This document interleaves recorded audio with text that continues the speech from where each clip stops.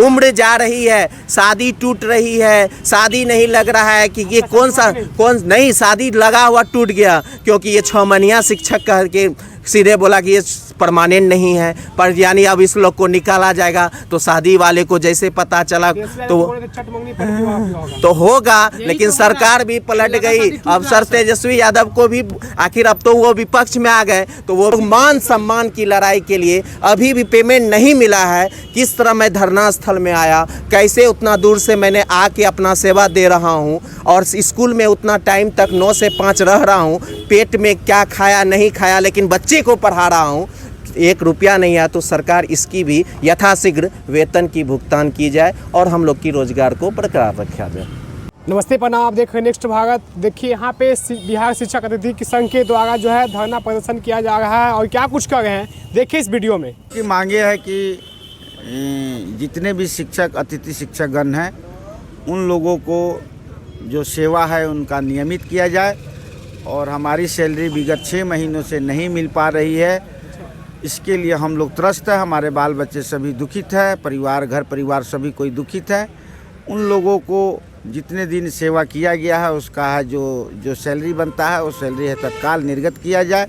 यही सरकार से हमारी अपील है, यही सरकार से हमारी है जो निवेदन है कि हमारी मांगों को है ना यथाशीघ्र है जो लागू किया जाए। जो कल के डेट में जो निकला हुआ है कि आपको सेवा से विमुक्त किया जा रहा है, विमुक्ति नहीं चाहिए, हमें नियुक्ति चाहिए और नियमित चाहिए। नियमित रखा जाए ताकि हम लोग अपना पठन पाठन जारी रखें और बच्चों की जो सेवा दे रहे थे, जिसके काम के लिए हमें रखा गया था, उस काम को हम निरंतर करते रहें। यही हमारी सरकार से अपील है। क्या कुछ मिला उन लोगों से आश्वासन? नहीं, कुछ अभी तक ले आश्वासन नहीं मिला है। हम लोगों को तो लग रहा है कहाँ जाए कैसे जाए। अब तो ऐसी स्थिति आन पड़ी है कि हम लोग को आत्मदाह करने के सिवा दूसरा कोई उपाय नहीं है। आगे क्या करेंगे आप लोग? तो हम लोग तो यही है, निवेदन के लिए यहाँ बैठे हुए थे धरना पर आज गर्दनी बाग में, और गर्दनी बाग में बैठे हुए हैं। तो अगर यह हमारी मांगे पूरी हो जाती है, 2 मांग है कि जो पेमेंट किए गए, एक मजदूर भी है जो काम करता है सवेरे से लेकर शाम तक ले, तो शाम को अपना बनियारी लेता है।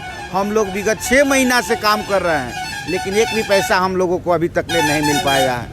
लेकिन इसके साथ साथ हमको सेवा से भी है ये विमुक्त किया जा रहा है। ये बड़ी दुख की बात है। हम लोग सरकार से यही अपील करते हैं कि हमारी सेवा को निरंतर और नियमित किया जाए।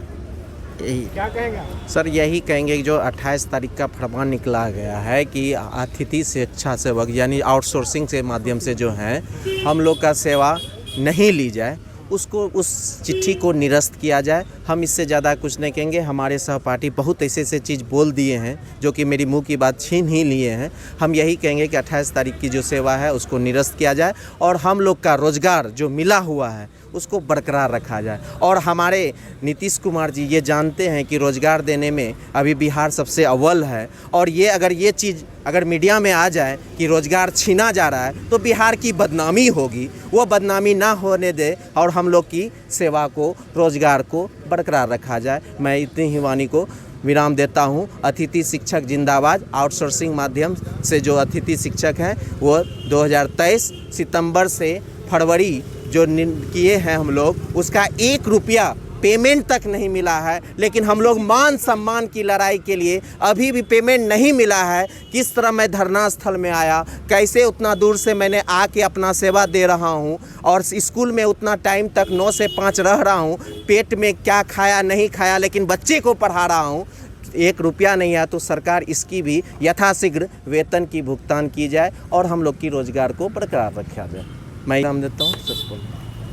सर हम पूर्वी चंपारण से आए हुए हैं, अतिथि गेस्ट आउटसोर्सिंग के स्टाफ हैं। सर हम लोगों की बहाली जो हुई थी सितंबर में हुई थी, और अचानक से 6 जनवरी को यह नोटिस जारी कर दिया है कि हम लोग को 28 तारीख के बाद से सेवा समाप्त कर दी जाएगी। तो इसीलिए हम लोग यहाँ पर आए हुए हैं सर, सरकार को आह्वान करने के लिए, उनको दिमाग में देने के लिए कि ये नोटिस को जल्द से जल्द खारिज करें और हम लोग की सेवा को निरंतर रखें। और ये भी कहना है सर से कि हम लोग को पेमेंट आज तक 1 भी रुपया नहीं हुआ है, तो हम कहेंगे कि सर हमारी पेमेंट भी ध्यान रखें। और हाँ, अभी तक 6 महीना सर हो गया, आज तक 1 भी पेमेंट नहीं। मजदूरी जो दिन भर काम करता है वो शाम में मजदूरी मिलता है, लेकिन 6 महीना से हम लोग मजदूरी तक नहीं मिला है और निकालने की फरमान निकल गई है। और एक भी देखिए हम लोग का शुगल है कि बाहर वाले बोट पर अब बिहार वाले रोड पर, अब वाकई में देखिए बिहार वाले जो राज्य के हैं वो मतलब बोर्ड पकड़े हुए हैं, लेकिन हम लोग रोड पे आ गए हैं। तो रोड पे तो क्या, यानी जिस बिहार के भूमि में मुझे जन्म मिली है, क्या मैं रोड पे ही रहने के लिए और उन्हें हंसने की, बाहर वाले राज्य को हंसने की मौका मिला जाए, तब नौकरी दे रहे हैं और हमको बेरोजगार कर रहे हैं। तो ये कहीं न्याय है? बताइए। अगर एक पिता बाल बच्चे का जो सेवा करता है, दूसरे को अगर अपनी भूमि दे दे और वो उनके बच्चे दौड़ दौड़ भटके, तो क्या ये शोभनीय है?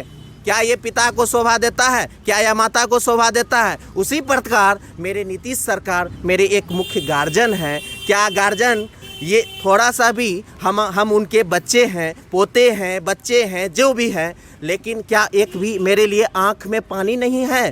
क्या हम लोग रोड पे रहेंगे? 1 रुपया तक नहीं मिला है और बाहर निकालने के प्रमाण। उम्र जा रही है, शादी टूट रही है, शादी नहीं लग रहा है कि ये कौन नहीं, शादी लगा हुआ टूट गया, क्योंकि ये 6 महीना शिक्षक कह के सीधे बोला कि ये परमानेंट नहीं है, पर यानी अब इस लोग को निकाला जाएगा। तो शादी वाले को जैसे पता चला तो होगा, लेकिन सरकार भी पलट गई। अब सर तेजस्वी यादव को भी आखिर अब तो वो विपक्ष में आ गए, तो वो विपक्ष में आ गए तो उसको तो मुद्दा उठाएंगे, लेकिन सत्ता में जब थे तो सत्ता में हम लोग उसको फरमान बोले थे कि सर हम लोग का निरंतर, तो आश्वासन मिला था निरंतर रहेंगे, लेकिन सरकार पलट गई तो अब वो सीधे कहेंगे कि हम तो अभी सरकार में नहीं हैं। अब बीजेपी वाले तभी अतिथि शिक्षक के मुद्दा उठाते थे, सम्राट चौधरी, अब वो सत्ता में आ गए तो उनका अब आश्वासन पर आश्वासन मिल रहा है। यही तो हो रहा है सर, अन्याय हो रहा है हम लोग के साथ। और मैं क्या बोलूँ सर, आप खुद समझदार नहीं सर, शादी कैसे होगा सर? बेरोजगार से कोई शादी करता है? हम तो बेरोजगार हो गए ना सर। सर जो सबसे बड़ी मुद्दा है, हम लोग को आउटसोर्सिंग के नाम पे सर हटाया जा रहा है।